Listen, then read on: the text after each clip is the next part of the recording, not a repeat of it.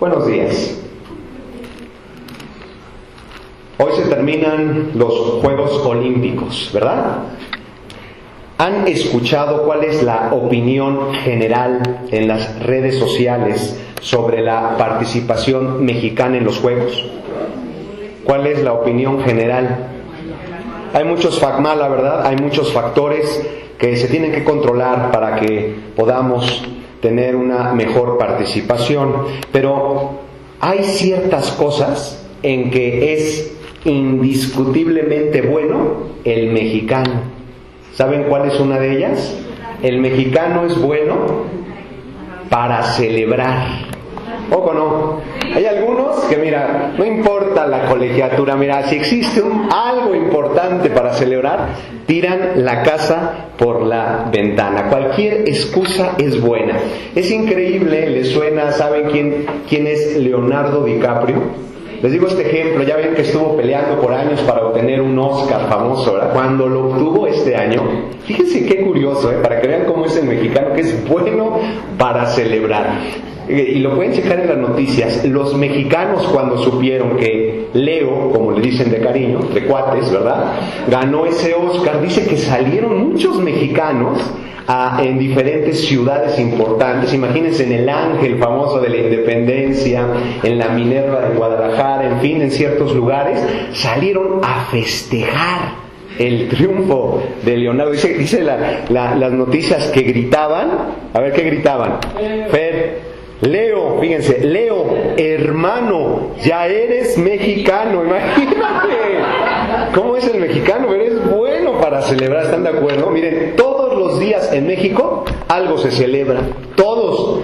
Y es más, el que me diga qué se celebra el día de hoy, le regalo un chocolate.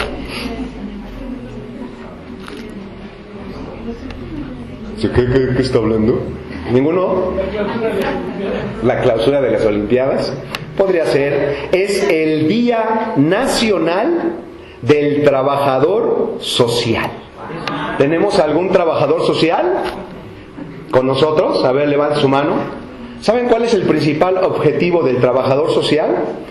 Mejorar la calidad de vida de los demás. Qué bonito, ¿verdad? Ojalá y todos tuviéramos esto en el corazón. Aunque estés donde estés, que busquemos siempre ayudar a los demás. El ejemplo que nos enseña el Señor. Entonces, ninguno se lo ganó. ¿Tú te lo sabías? ¿No? No escuchó. Pueden ponerse más adelante, pueden, si quieren, aquí hay lugar en el suelo. No, no es cierto. Entonces, vean, en esta mañana vamos a platicar de una celebración que muchos festejan sin saber claramente lo que se está celebrando. Es increíble, ¿verdad? O sea, no sabemos lo que se está verdaderamente celebrando, pero ahí estamos, ¿verdad? Pasa lo mismo con la Navidad. ¿Cuántos festejan la Navidad? Muchísimas personas, pero si le preguntas a la gente ¿qué es la Navidad? No, pues es una época de abrazos, de dar regalos. Bueno, pero ¿qué se festeja en la Navidad?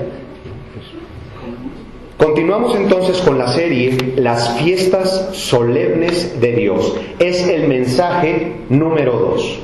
Las fiestas solemnes del Señor. Vamos a platicar de esta fiesta o esta festividad doble. Levítico, por favor, ¿me acompañan? Levítico, capítulo 23. Vamos a leer primeramente el verso 4. Levítico 23, verso 4. ¿Ya estamos ahí? Dice así la palabra de Dios. Levítico 23, verso 4. Estas son las fiestas solemnes de Dios, las convocaciones santas a las cuales convocaréis en sus tiempos. Tenemos aquí puntos importantes, interesantes: fiestas solemnes y convocaciones santas. Fiestas solemnes es la palabra hebrea original moed. Moed se tradujo como fiestas solemnes. Moed significa designación especial de un tiempo señalado por Dios.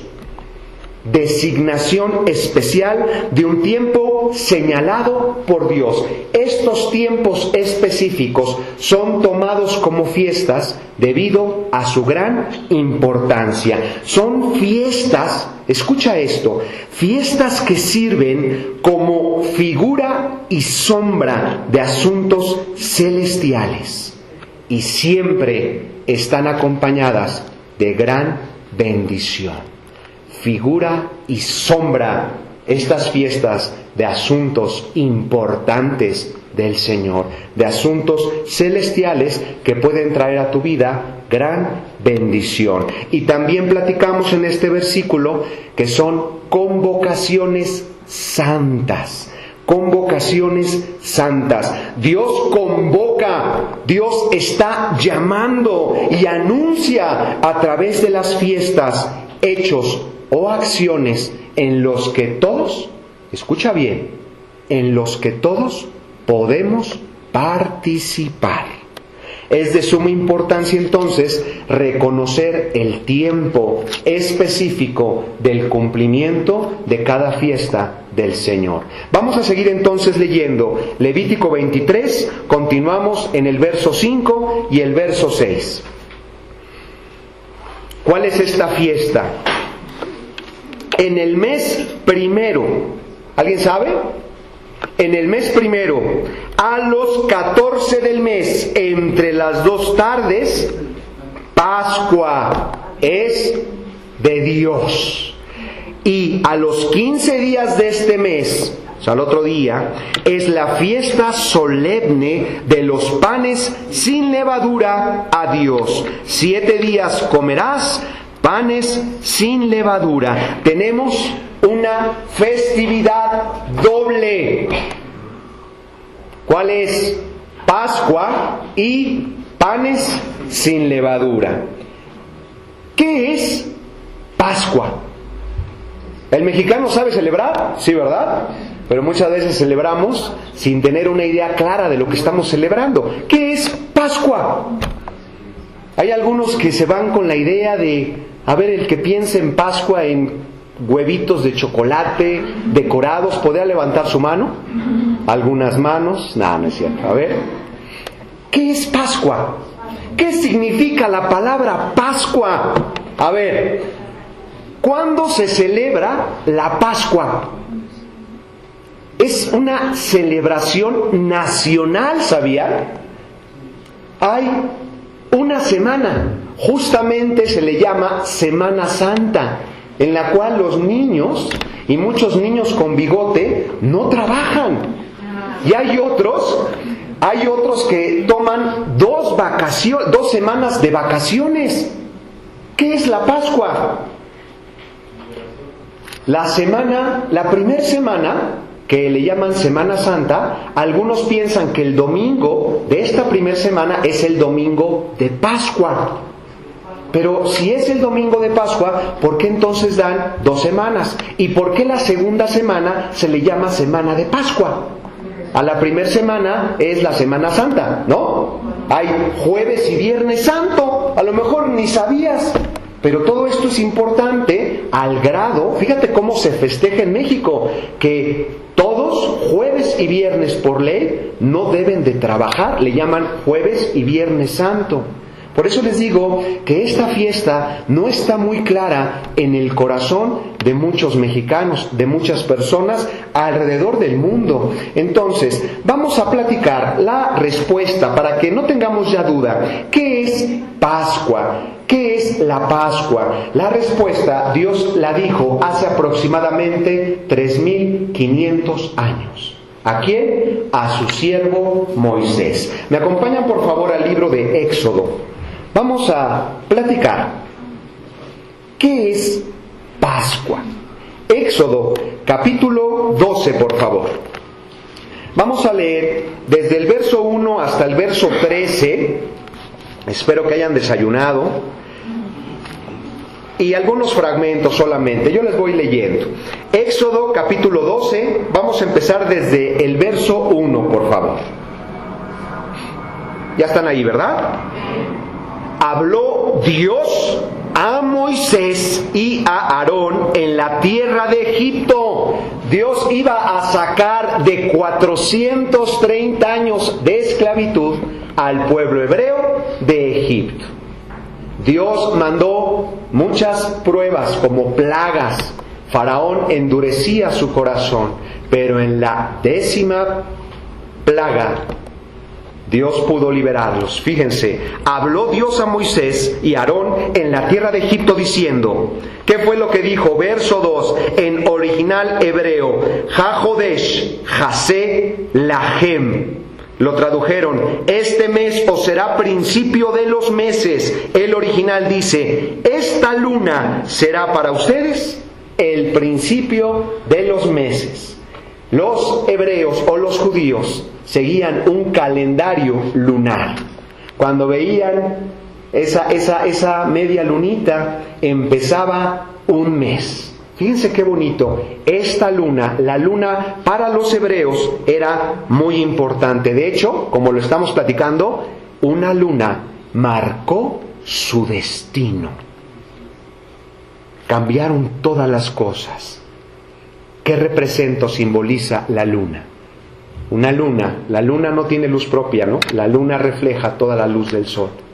¿Qué simboliza o representa la luna en la Biblia? Después lo vamos a platicar cuando estemos platicando de Apocalipsis. Pero dice, este mes os será principio de los meses, para ustedes será este el primero en los meses del año. Dios hablaba de un nuevo comienzo, de hacer nuevas todas las cosas. Vean la importancia de la Pascua o de esta fiesta, de los acontecimientos que iban a presenciar en ese tiempo. Y dice el verso 3, habla a toda la congregación de Israel diciendo, en el 10 de este mes, tómese cada uno un cordero según las familias de los padres, un cordero por familia. ¿Qué tenían que hacer? En el día 10 tenían que tomar un cordero. Vean el verso 5. El animalito será sin defecto, macho de 1 año. Lo tomaréis de las ovejas o de las cabras. En otras palabras, fíjense, animal sin defecto. Tenía 1 año que estaba en su casa, en el mejor momento de su vida.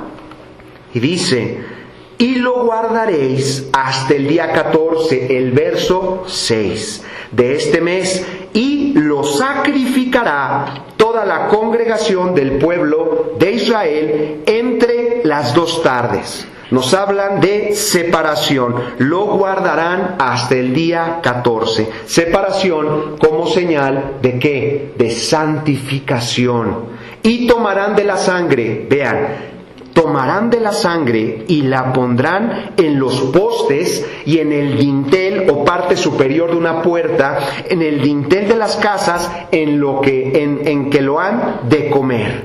Y aquella noche comerán la carne asada, vean, tenía que ser asado este cordero, completamente al fuego, y panes sin levadura, con hierbas amargas lo comerán. Verso 10.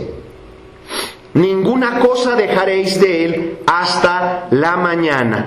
Vean cómo Dios piensa en todo. Todo tenían que desintegrarlo en el fuego. No había oportunidad para algunas ideas supersticiosas. Vean, y lo que quedare hasta la mañana lo quemaréis en el fuego y lo comeréis así. Vean cómo tenían que comer este cordero. Ceñidos vuestros lomos, vuestro calzado en vuestros pies y vuestro bordón en vuestra mano, y lo comerás apresuradamente. O sea, listos para salir. No había tiempo que perder. De esta manera tenían que participar de esto que Dios les estaba mostrando. Listos, vestidos, con sus sandalias puestas. Dice el final del verso 11, es la Pascua o el Pesaj de Dios. Pues yo, vean lo que Dios dijo, pues yo pasaré aquella noche por la tierra de Egipto, la 10ª plaga, y heriré a todo primogénito de la tierra de Egipto. Vean el juicio de Dios por culpa de la maldad, así de los hombres como de las bestias, y ejecutaré mis juicios en todos los dioses de Egipto. Yo soy Dios. Vean qué interesante. Verso 13. ¿Y qué va a pasar con nosotros cuando hieras con esta plaga al pueblo egipcio? La sangre del cordero en los postes y en el dintel de la puerta, la sangre te será por señal en las casas donde ustedes estén, y veré la sangre y pasaré de vosotros, y no habrá en vosotros plaga de mortandad cuando hiera la tierra de Egipto. ¿Qué significa la palabra Pascua? La palabra Pascua en el original hebreo es la palabra Pesaj. ¿Qué significa pasar por alto, perdonar? Exención, liberación de una culpa. Dios iba a pasar por alto todo pecado y faltas de los hebreos, de los israelitas. Por eso dice, la sangre, vean, la sangre era un sustituto. ¿Para quién? Pregunta, ¿quién fue salvado en el Pesaj? ¿El pueblo hebreo? ¿Israel fue salvado en el Pesaj? No. Exactamente. Vean, en base a lo que estamos platicando, ¿quién fue salvado en el Pesaj? Los primogénitos. Los primogénitos, o sea, Israel iba a salir de Egipto, pero los que fueron salvados en esa noche fueron los primogénitos. ¿Lo ven? Fueron salvados los primogénitos de morir. Y después salieron los israelitas de Egipto, definitivamente, pero muchos no fueron liberados de Egipto.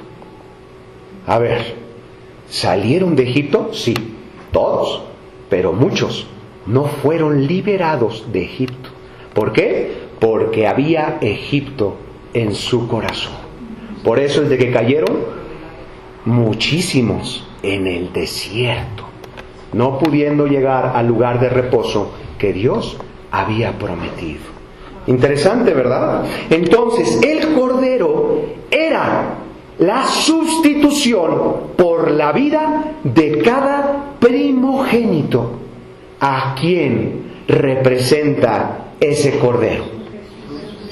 Acuérdate, estas fiestas son como símbolos, son como figura y sombra, que Dios quiere que todos participen, que todos comprendan. Todo esto es figura y sombra para comprender asuntos importantes del Señor, para llevarnos a donde se cumple esta fiesta en todo su esplendor. Vamos a platicar quién representa ese cordero y esa sangre que gracias a ella servía como sustituto para que los primogénitos no perdieran su vida. Primera, por favor, de Corintios, capítulo 5, verso 7.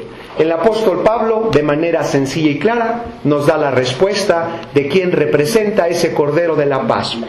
Cada año, en el primer día, oye Señor, pero es que es el día séptimo, de acuerdo a nuestro calendario civil. Sí, pero como es tan importante la salida y como es tan importante la Pascua, ahora va a ser el principio para ustedes de los meses del año. Es que es el séptimo mes, no, ahora va a ser el mes de Aviv el primero para ustedes. Que Dios nos habla de hacer nuevas todas las cosas. A través de la Pascua, Dios hace nuevas todas las cosas. Entonces, ¿cuál es la respuesta? ¿A quién representa ese cordero sin defecto que tenía que morir? Y gracias a esa sangre, el juicio por culpa del pecado, porque todos, ante los ojos de Dios, egipcios y hebreos, eran igualmente culpables. Solo la sangre logró que el juicio de muerte de los primogénitos no llegara a los israelitas. ¿Lo ven? ¿Quién representa el cordero? Primera de Corintios capítulo 5, verso 7, la parte B. Vamos a leer. Porque nuestra Pascua que es Cristo, ya fue sacrificada por nosotros. En Cristo se cumple la auténtica Pascua del Señor, el perdón verdadero de pecados. Cristo es la Pascua, como dice Cristo, porque nuestra Pascua, que es Cristo, ya fue sacrificada por nosotros, que nos habla no solo, vean, no solo de salvación, sino también de liberación, y liberación completa. No solamente eran salvados o perdonados sus pecados, sino que Dios, a través del Mesías, a través de Jesucristo, te concede tener la liberación total. Dios decide, escucha bien, Dios decide pagar por, número uno, por el perdón de los pecados. Dios sabe que la paga del pecado es muerte. Dios sabe las consecuencias de vivir en pecado. Por eso es de que Dios abomina el pecado, porque te ama. Porque Dios sabe que el pecado te envilece, te degrada, lastima tu vida, empobrece la vida de tu familia. Por eso es de que Dios no puede ver el pecado. Por eso es de que Dios condena el pecado. Porque Dios te ama. Dios, número uno, decide pagar para que tú puedas obtener, número uno, el perdón. El perdón. Su sacrificio fue hecho una vez y para siempre, y fue un sacrificio perfecto. Y dos, Dios decide pagar también, o decide llevar las consecuencias de vivir en pecado. No solamente a través del Mesías obtienes el perdón, sino también decide llevar las consecuencias de lo que van a vivir si decides estar en pecado. Tristeza, dolor, soledad y muerte. ¿Qué fue lo que experimentó Jesucristo en esa cruz? Todo lo que estamos platicando. Él se dejó atar para los que decidan creer en Él, nunca más fuesen atados. Porque el hombre fuerte siempre ha estado del lado de Dios. Pero el hombre fuerte que no entiende esa posición de excelencia, gracias a Jesucristo, muchas veces se deja atar por ideas quizá que te debilitan. El hombre fuerte siempre ha estado del lado de Dios. Jesucristo murió en soledad para que, si tú crees en Él, nunca más te sientas solo. ¿Se acuerdan de ese momento en la cruz? Cuando estaba el Hijo de Dios entregando su vida, cuando saca fuerzas de la debilidad y grita esa frase que está registrada por dos evangelistas, Mateo y Marcos. ¿Cuál es?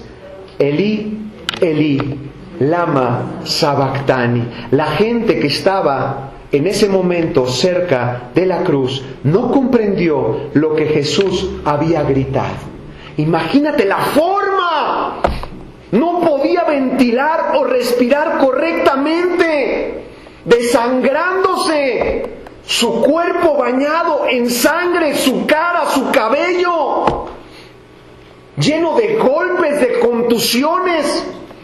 O sea, es que no podemos comprender lo que vivió, experimentó el Señor en ese día, en esa cruz. Fue algo tremendo.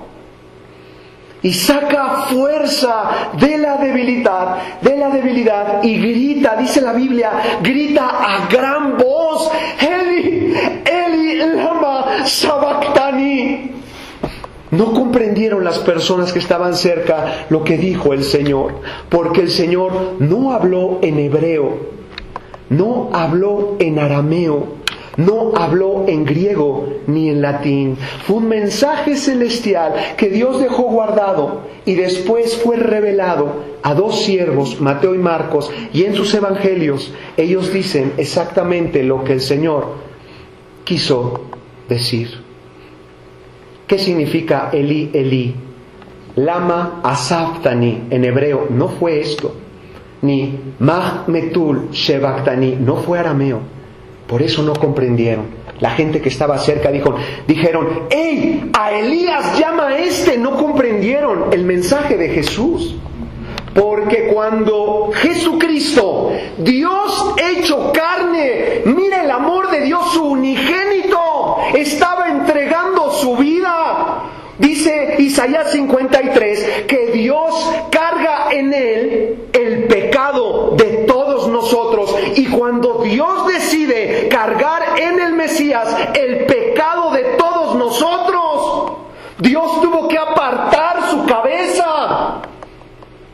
Y es cuando Jesucristo siente esa separación, ese grado de soledad en el cual Él clama a gran voz, Dios mío, ¿por qué? ¿Por qué me has desamparado? ¿Por qué lo dejó oculto? Porque hubiera podido ser tropiezo para muchos religiosos en ese momento, inclusive para muchos seguidores. Si hubieran escuchado, oye, entonces en el momento más difícil de esta prueba, empezó a dudar, empezó a no creer como creía en el Señor, pero Dios lo deja guardado y después lo revela para que la humanidad y el pueblo comprenda la gravedad del pecado, al cual Dios, que es un Dios santo, limpio de ojos, puro de corazón, no pudo ver a su Hijo en ese momento. Por eso es de que sintió Jesús esa separación. Fue algo tremendo, lleno de tristeza, lleno de dolor, lleno de soledad, lleno de muerte. ¿Quién es el Cordero que representa la Pascua, en la cual Dios iba a perdonar a través de ese derramamiento de sangre? Jesucristo. Porque cuando los judíos, en ese triste y glorioso día en Jerusalén, estaban en sus casas celebrando la Pascua a través de corderos con familias, los ojos del Señor estaban puestos en un solo sacrificio, en el cual, en la cruz, su Hijo estaba entregando su vida como la Pascua, para que todo aquel que en Él crea reciba el perdón de los pecados. Y no nada más el perdón, sino que Dios también, fíjate qué interesante, Dios no solamente te perdona, Dios paga el precio, las consecuencias de vivir en pecado, para que tú vivas con libertad, con salud, con propósito eterno. Dios ya pagó en esa cruz. ¿Por qué el pueblo no puede comprender esta enseñanza? Creemos que Dios perdona todos nuestros pecados, pero no creemos en esa vida de poder y gloriosa, llena de salud y paz que Dios ofrece a través de la fe en su Hijo Jesucristo. Dios hizo todo, y todo lo tenemos a través de su Espíritu Santo. O sea, Dios te llena con su Espíritu porque tu corazón está listo para hacer morada, para hacer su morada. Somos el templo del Señor. De acuerdo a esta escritura de Éxodo, Dios salvó ¿a quién? A los primogénitos, ¿cierto? Dios salvó en el Pesaj a los primogénitos. ¿Cuál es el significado de primogénito? Exactamente, el primer hijo de una familia. Eso, ellos fueron salvados. Pero para Dios, ¿quién era su primogénito? ¿O quién es su primogénito? ¿Saben quién es? No su unigénito, sino su primogénito. Está la respuesta en Éxodo, por favor.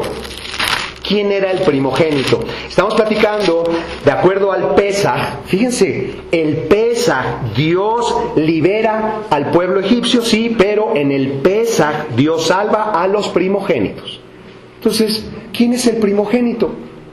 Porque Cristo representa al Cordero de la Pascua. Ya no tenemos duda de eso, ¿verdad? Pero ¿quién representa a los primogénitos que fueron salvados? Entonces, ¿quién es el primogénito? Pues es el primer hijo de una familia. ¿Y si yo soy el tercero? ¿No? ¿O el cuarto? ¿Quién es para Dios el primogénito? Éxodo capítulo 4, por favor. Éxodo 4, verso 22. Vean cómo también, de la misma manera, la Biblia nos enseña de manera clara quién es para Dios el primogénito. Y dirás a Faraón, estoy en Éxodo 4, verso 22. Dirás a Faraón, Dios ha dicho así, Dios dijo, Israel es mi hijo, es mi primogénito. Entonces, si yo no soy el primero que nació en la familia de mi padre y de mi madre, y si yo no soy israelita, y los primogénitos fueron los que fueron salvados, vamos a platicar de dos hermosas revelaciones que tenemos en la santa palabra de Dios. Número 1, dos hermosas revelaciones. Hoy vamos a aprender muchas cosas, vean qué bonito. Dos hermosas revelaciones. Número 1, para Dios, la bendición del primogénito no siempre fue dada para el primer hijo de la familia. Otra vez, para Dios, la bendición del primogénito no siempre fue dada para el primer hijo de la familia. O sea que no te sientas mal. Porque desde los patriarcas, fíjense, con Abraham, a quien Dios bendijo como si fuese el primogénito. No bendijo a su hijo Ismael, que fue el primero. Bendijo, la bendición la obtuvo su hijo Isaac. Y pasó lo mismo con Isaac. La bendición que le correspondía en teoría al primogénito, no la recibe Saúl, la recibe ¿quién? Jacob. Y pasa lo mismo con Jacob. Jacob o Israel tuvo 12 hijos, ¿verdad? Pero no recibe la bendición su primer hijo, Rubén, sino lo recibe su 11º hijo, José. Y con los hijos de José pasa igual. Porque cuando los trae con Jacob para recibir la bendición a Efraín y a Manasés, Manasés era el primogénito. Pero Efraín recibe la bendición del Señor. ¿Por qué? La bendición no fue heredada por derecho de nacimiento entonces. ¿Saben por qué? Porque Dios ve el corazón. Fíjense cómo Dios salvó a los primogénitos, pero Dios ve, número 1, el corazón. La bendición de la primogenitura la recibieron hijos sensibles, con corazones sencillos del Señor. Qué bonito, ¿verdad? Vemos cómo a Dios no le interesan los títulos. Puedes ponerte el título que quieras. A Dios le ocupa, le interesa tu corazón. Tu corazón. Qué bonito, ¿verdad? Y les dije de dos hermosas revelaciones. Segunda revelación. ¿Me acompañan, por favor, a Romanos, capítulo 9? Vamos a leer del 6 al 8. ¿Qué leímos en Éxodo 4:22? Israel es mi primogénito. Dios no cambia, ¿eh? Dios no es hijo de hombre para que mienta, ni se arrepiente. Dios es sabio, soberano, el único Dios verdadero. Siempre es el mismo. ¿Pero a qué se refiere con esta frase? Israel es mi primogénito. Vean qué interesante. Romanos 9, por favor, del 6 al 8. No que la palabra de Dios haya fallado, porque no todos los que descienden de Israel son israelitas. Vean qué sencillo de comprender. El apóstol Pablo, lleno del Espíritu Santo, nos está aclarando un gran misterio. Dice la Biblia, no todos los que descienden de Israel son israelitas para Dios, ni por ser descendientes legítimos de Abraham son todos hijos, sino en Isaac te será llamada descendencia. Verso 8, esto es, no los que son hijos según la carne son los hijos de Dios, sino que los que son hijos según la promesa son contados como descendientes, verdadera familia espiritual, contados como descendientes. Entonces, ¿quién es un hijo? ¿Según qué promesa? En base a lo que estamos platicando, la respuesta la encontramos en Gálatas, por favor, en la carta de Pablo a la iglesia en Galacia. Gálatas, por favor, capítulo 3. Vamos a leer del verso 6 al verso 8. Gálatas, capítulo 3, del 6 al 8. Qué bonito, ¿verdad? No todos los que descienden de Israel son israelitas para Dios, ni por ser descendientes de Abraham, según su linaje, son todos hijos, sino en Isaac te será llamada descendencia, de acuerdo a una promesa del Señor. Vean qué bonito. Gálatas 3, del 6 al 8. Así Abraham creyó a Dios. Vean, Abraham creyó a Dios y le fue suficiente. Su fe le fue contada por justicia. Para muchos estudiosos de el Tanaj hebreo del Antiguo Testamento, el versículo más importante que se encuentra en todo el Antiguo Testamento es Habacuc 2, verso 4, que dice, el justo por la fe. Dios atribuye justicia no por obra, sino a través de la fe. El que es justificado por la fe vivirá. Gloria al nombre de Dios. Abraham creyó a Dios y fue suficiente, le fue contado por justicia. Sabed, por tanto, es algo que la iglesia tiene que saber, que los que son de fe, estos verdaderamente son hijos de Abraham, herederos de la promesa.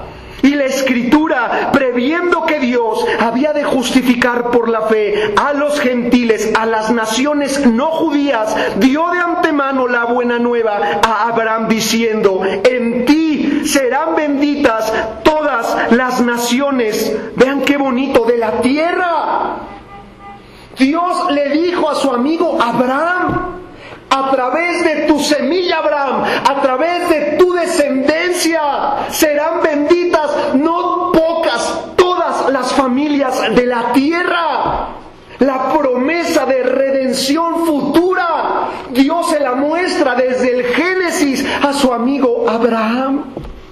A través de mi linaje, de mi semilla, van a ser benditas todas. Mira, así como las estrellas del cielo, así como las arenas que puedes ver en las playas, de esa manera serán benditas muchas familias, todas las familias de la tierra.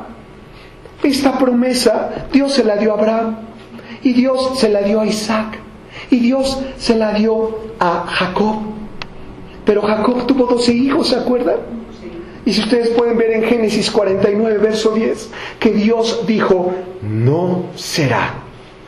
Dios lo dijo, gloria a tu nombre. No será quitado el cetro de Judá. O sea que de los 12 de Judá venía la salvación. Venía el Mesías, la respuesta para que fueran benditas todas las familias de la tierra. Y otros profetas fueron levantados hablando específicamente inclusive de la aldea que en Belén de Judá, ¿se acuerdan? En Miqueas, en Belén de Judá, tú Belén Efrata, pequeña para estar entre las familias de Judá, de ti me saldrá el que será Señor sobre Israel. Todos los judíos sabían que el Mesías venía específicamente de Belén de Judá. Gloria al nombre de Dios. Y todo esto se cumple en Jesucristo. Entonces vemos que todos los que son de fe, estos son verdaderos hijos de Abraham. Entonces, ¿qué posición tienen los israelitas según la carne? Yo se los voy a leer, ya estamos terminando. Se los leo yo. ¿Qué posición tienen los israelitas? Les leo yo primeramente Romanos capítulo 3, verso 1. Dice la Biblia, ¿qué ventaja tiene pues el ser judío?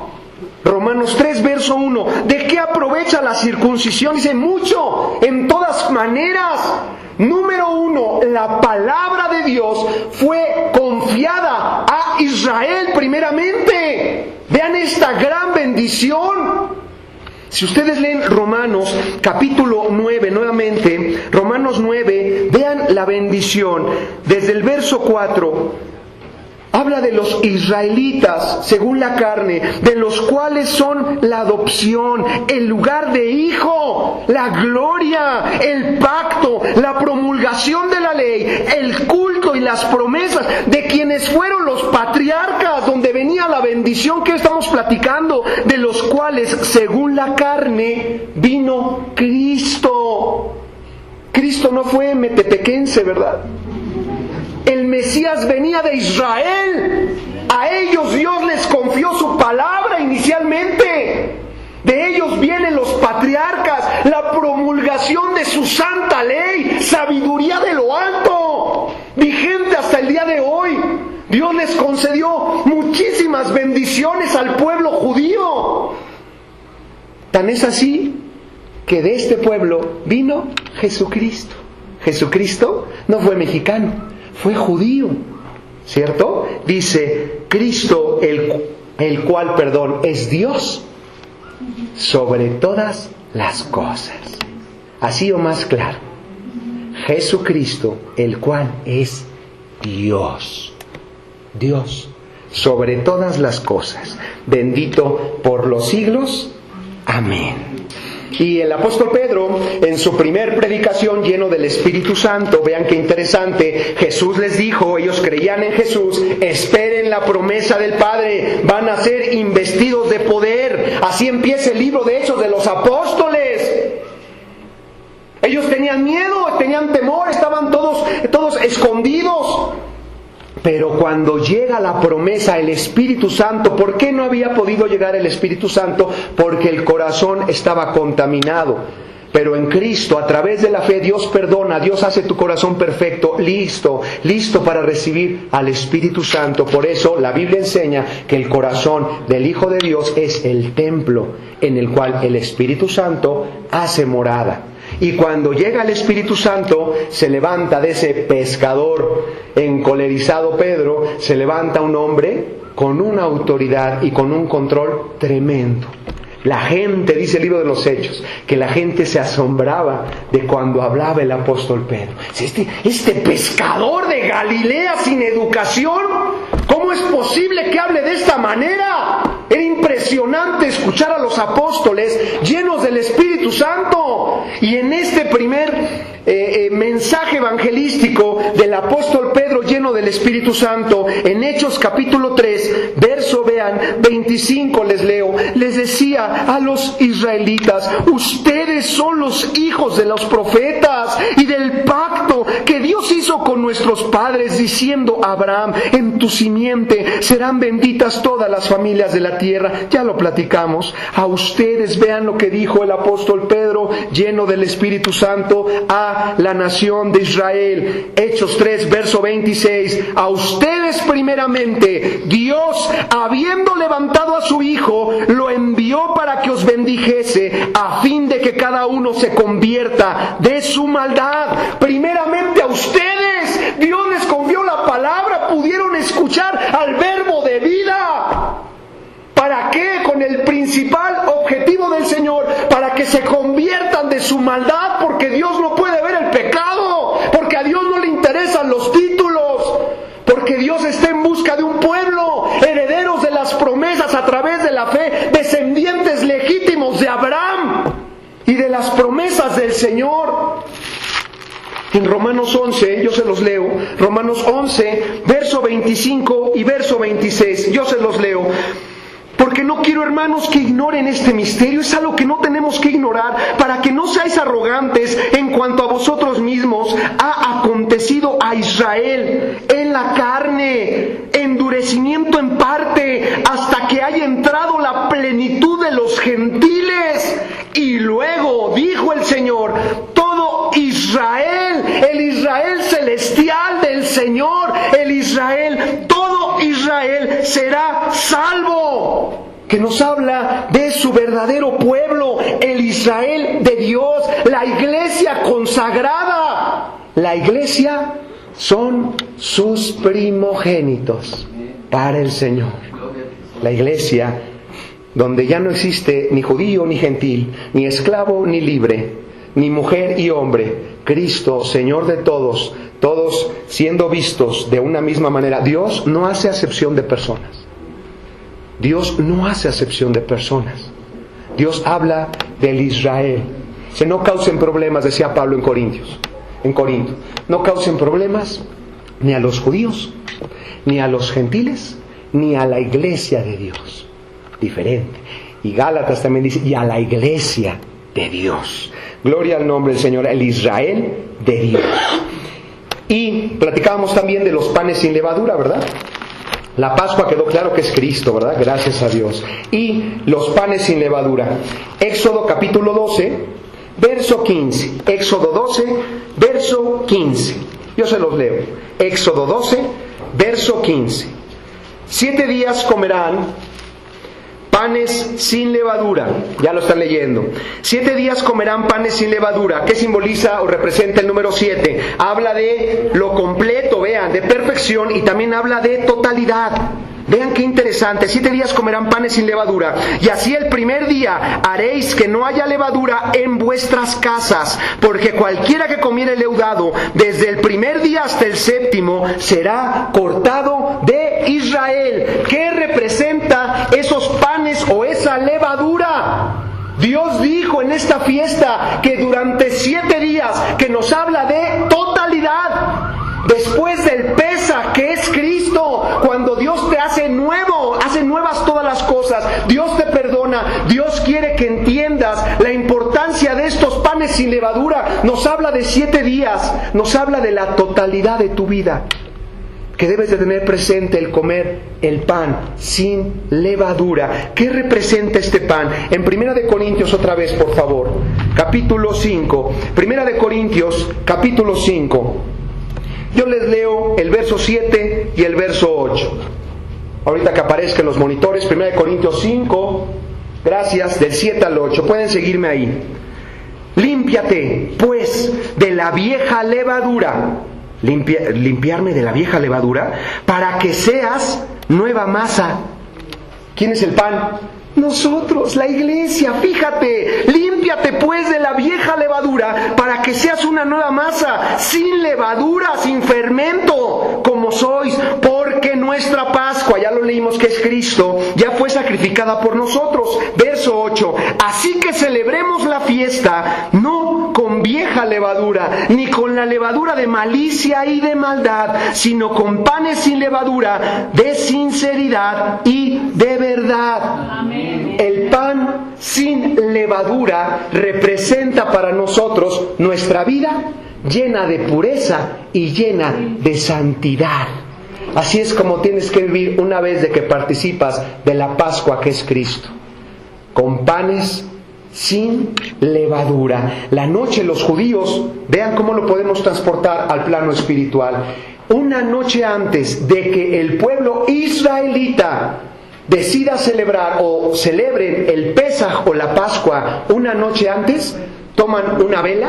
El líder de la casa y algunos hijos varones toman una vela en la noche y empiezan a buscar, porque Dios dijo que no tenía que haber pan con levadura en nuestra casa. Entonces, así de rodillas hincados con una vela, imagínate con una vela, no con una linterna, ni con un reflector, ni con las luces prendidas, tienen que estar apagadas. Y es más, hasta la mamá de la familia puede esconder 10 migajas en unos papelitos en algunos lados, para que en serio, si lo va a hacer, que lo haga bien. Por lo menos sabemos, si encuentra estos 10, que hizo bien su trabajo, ¿verdad? Porque Dios dijo que no puede haber levadura en las casas durante 7 días. Entonces fíjate, los judíos empiezan a buscar por las rendijitas del refrigerador. Todos tienen su refrigerador muy limpio, ¿verdad? En la rendija, imagínate que no encuentren un pedazo de cereal, un pedazo de galleta en tu ropa. No puede haber levadura en tu casa. Si así lo ven los israelitas, ¿cómo lo debe de ver la iglesia del Señor? Dios dice, panes sin levadura debe de ser su vida. Dios nos habla de santidad, de marcar una diferencia. Agios, el apóstol Pedro, físicamente puros, sean santos como Dios es santo, moralmente intachables. ¿A qué nivel Dios quiere que comprendas esta fiesta? La Pascua, que es Cristo, ya fue sacrificada, su sangre es poderosa. Sin derramamiento de sangre no podía haber perdón de pecados. Dios decide derramar su sangre para el perdón de los pecados a través de la fe. Dios te hace hijo. ¡Qué bendición!, ¿verdad? Y Dios nos habla de los panes sin levadura para que comprendamos que ya llegó su cumplimiento, que Dios quiere que durante toda tu vida en esta tierra tengas presente que tú eres ese pan sin leudo, que debes de ser estricto en la decisión de seguir a Dios. Si lo vas a hacer, hazlo bien. Vemos en el Antiguo Testamento que para participar de la Pascua, en Éxodo 12:48, tenía que haber una característica de los extranjeros: tenían que estar circuncidados. ¿Querías participar de la Pascua? Tienes que estar circuncidado. Entonces ahora Dios nos habla de una circuncisión del corazón. En Colosenses, con esta cita termino, Colosenses, por favor, capítulo 2. Acompáñenme, esto es muy importante. Si traen su Biblia, por favor, léanla. Colosenses, capítulo 2. Vamos a leer del 8 al 12. Y con esto termino. Les comentaba que para participar de la Pascua, de esta fiesta, tenían que estar circuncidados. Si no, no podían participar de la Pascua. Vean lo que dice Dios a través de su siervo Pablo en esta carta. Mira que nadie te engañe por medio de filosofías, huecas sutilezas, según tradiciones, ideas de hombres, conforme a enseñanzas del mundo y no según Cristo. Porque en Cristo, vean, en Él habita corporalmente toda la plenitud de la deidad. Es Dios que está con nosotros. En Él habita toda la plenitud de la deidad y ustedes están completos en Él. En Cristo Jesús no te falta nada, tienes todo el paquete. No solamente Dios perdona tu maldad, siéntete perdonado, pero también siéntete libre. Siéntete con el poder del cambio. Es que yo no puedo hacer las cosas, se los he dicho. Leemos que tenemos un Dios extraordinario, pero en nuestra cabeza está clavado la idea de que todo esto está mal, todo esto va a reventar. Yo no puedo hacer nada con mi vida. Yo nací para ser cola, no cabeza. Yo siempre tengo que estar atrás de la gente. No puedo sobresalir. Dios te habla de otra cosa. El castigo ya lo pagó Cristo para que te levantes en victoria. Dios te ha hecho no un vencedor, más que un vencedor. No, el apóstol Pablo no pudo encontrar una palabra. Por eso dice, no son vencedores, son más que eso.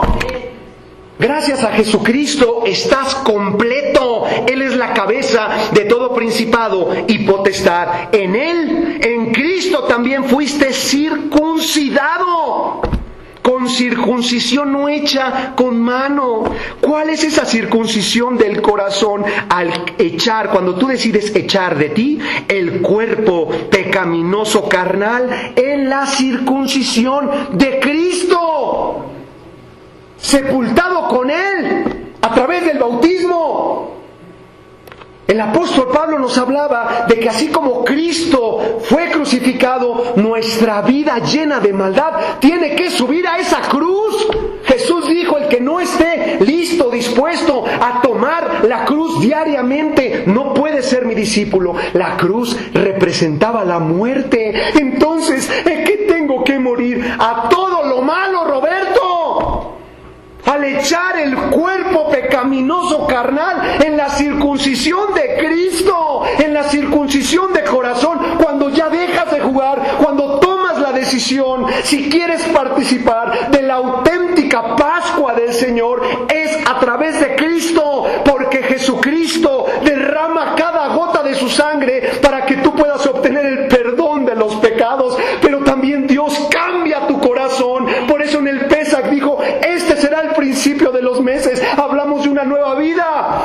Todo el que está en Cristo Jesús una nueva vida, un nuevo propósito. Las cosas viejas pasaron. Ya no estés cargando con tantas cosas que has cometido, que te sientes mal, que sientes que te asfixian. Dice la Escritura que todos en Cristo son nuevas criaturas. Dios quiere que participes del Pesaj auténtico del Señor. Las fiestas, año con año, Dios los establece para que, como figura y sombra, para que la humanidad voltee y comprenda la cruz. Cristo, el Pesaj, el Cordero. Por eso Juan el Bautista, cuando mira a Jesús que se acercaba al bautismo, dijo: el Cordero, es Él por el cual yo estoy bautizando en agua para arrepentimiento, para preparar el corazón de padres e hijos para que puedan comprender quién es el Mesías, el Cordero de Dios que quita el pecado del mundo. Considérate limpio ante los ojos de Dios. Dios de pactos, cantábamos. Dios hace un pacto con el Israel de Dios, con su pueblo eterno, inmutable, no cambia. Dios no es hijo de hombre para que mienta, se arrepienta. Considérate limpio y considérate libre.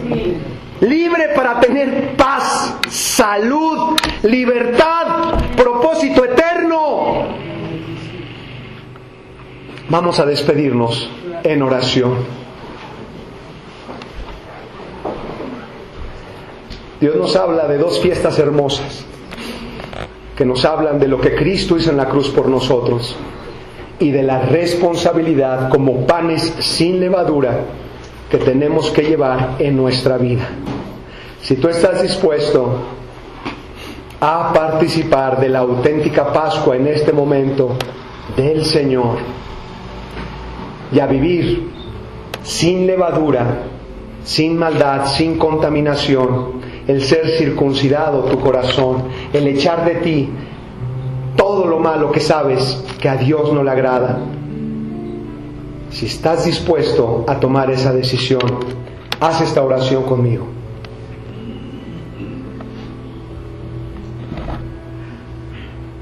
Padre,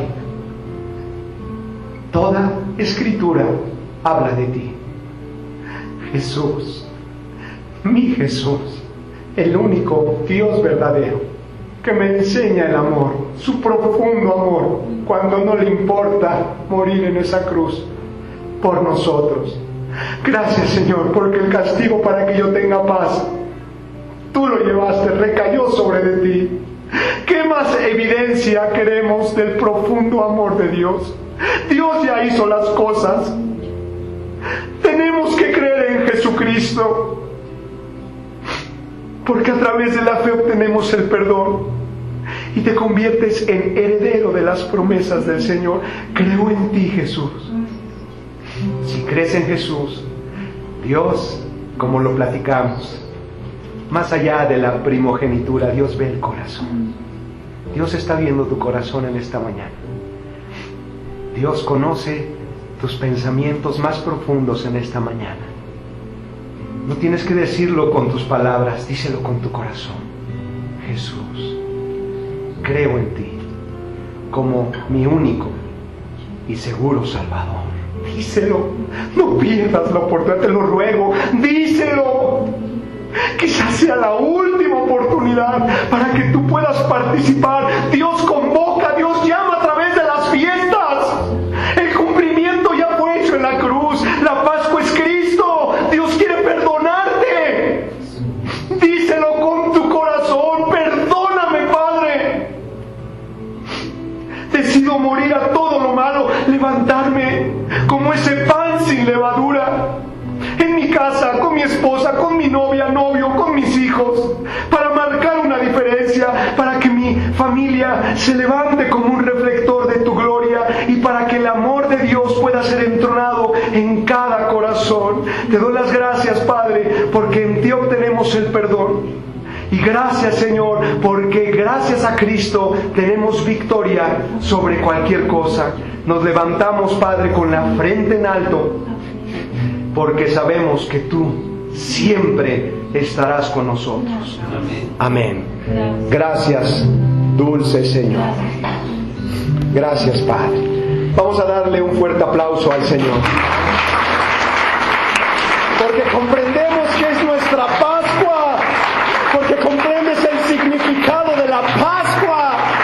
Y porque podemos participar de ella. Gracias, Padre. Gracias, Señor. Gracias por su tiempo. Gracias, Señor.